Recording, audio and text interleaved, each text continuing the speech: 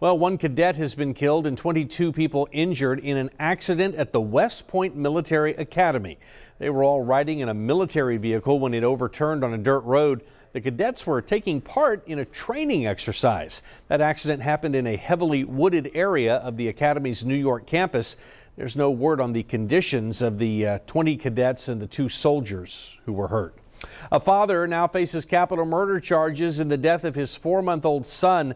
29-year-old John David Reyes has previously been indicted for injury to a child. The charges stem from a September 9th incident at Reyes' home. He called police to report that his infant son was not breathing and said the boy had fallen off of a counter and hit his head.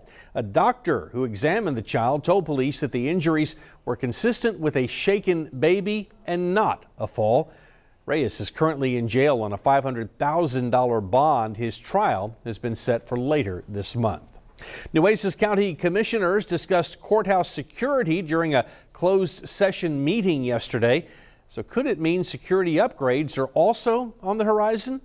Chris 6 News reporter Greg Chandler is looking into that today.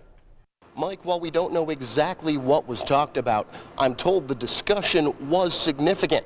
Courthouse visitors need to pass through security to get to courtrooms, but much of the building is easily accessible. I'll be speaking with commissioners to hear their concerns and what they think can be done to make the building more secure. I'll have more coming up this evening on Chris 6 News. A representative from the State Office of Court Administration evaluated security at the courthouse last summer.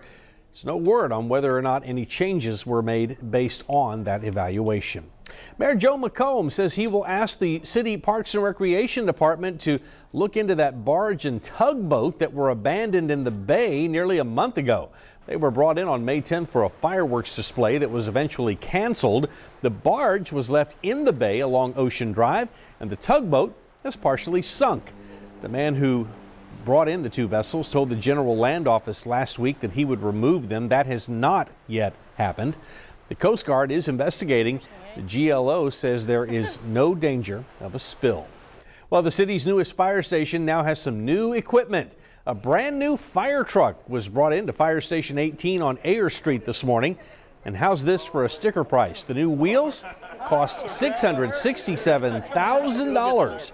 So what do you get for that? Well, a better communication system, a 500-gallon water tank, backup camera, and front and side airbags. Those are just some of the features. And by the way, it still has that brand new fire truck smell. Well, the rainy weather has given way now to some dangerous heat. Tom Harris is in for Maclovio Perez this afternoon, and he joins us live from our community set at La Palmera Mall. Good afternoon, Tom. Mike, it definitely is going to be a very hot couple of days here in the coastal bend. Let's take a live look outside. We are seeing lots of blue skies right now, but we had some storms earlier this morning. Now, the combination radar and satellite imagery shows most of that shower activity has pushed off to the east. Right now, we're looking at 92 degrees. Winds are out of the south at 8 miles per hour. Most of the temperatures in the upper 80s to lower 90s. Heat index values 106 right now. A lot to talk about in the forecast. I'll have it all coming up for you in just a few minutes. All right, thank you, Tom. On this day 75 years ago, the fate of the world was being decided on the beaches of Normandy, France. Thousands gathered there again today to mark the anniversary of the D-Day invasion and to honor those who served. Jay Gray has a look at today's commemoration. The sights, then the sounds at sunrise on Omaha Beach. Much different than 75 years earlier, as tens of thousands of Americans rushed the French shoreline. It's good to be back. It's good to be back. Many soldiers traveling back to this battleground turned sacred burial site where today thousands gathered to honor their service and say thanks. Admiration shared by French President Emmanuel Macron. We know what we owe to you veterans, our freedom. On behalf of my nation, I just want to say thank you. President Trump recognizing their heroism and bravery. The GIs who boarded the landing craft that morning knew that they carried